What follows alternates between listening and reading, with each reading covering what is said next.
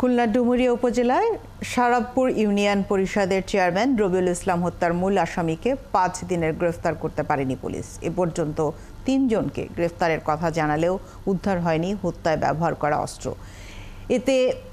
এতে ক্ষোভ জানিয়েছে ডুমুরিয়ার বাসিন্দারা। হত্যাকারীদের দ্রুত গ্রেফতারের দাবিতে রাস্তায় নেমেছে উপজেলার ১৪টি ইউনিয়নের চেয়ারম্যান এবং মেম্বার। বিস্তারিত রকিবউদ্দিন পান্নুর প্রতিবেদনে।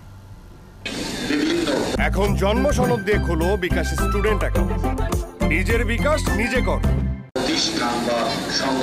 খুলনা সাতক্ষীরা মহাসড়কের ডুমুরিয়া উপজেলা পরিষদের সামনের রাস্তায় মানববন্ধনে অংশ নেয়া এই মানুষগুলোর সবাই তৃণমূল জনপ্রতিনিধি।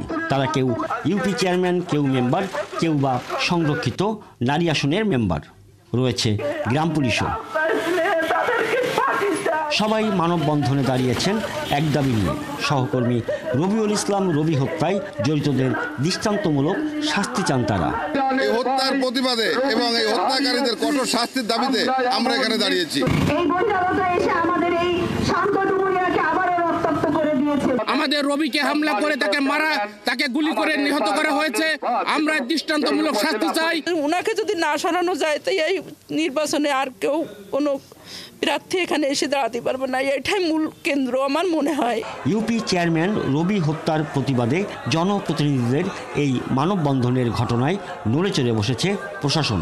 সর্বোচ্চ গুরুত্ব দিয়ে হত্যাকাণ্ডের তদন্ত চলছে জানিয়েছেন উপজেলা নির্বাহী কর্মকর্তা। মামলার আলোকে আমাদের পুলিশ, সিআইডি, ডিবি, পিআইবি সকল দপ্তর, আইন শৃঙ্খলা রক্ষাকারী বাহিনীর সকল দপ্তর একযোগে কাজ করছে এবং আমরা অত্যন্ত আশাবাদী দ্রুততম সময়ের মধ্যে আমরা যিনি প্রকৃত দোষী তাকে আইনের আওতায় আনতে পারবো বলে বিশ্বাস করছি।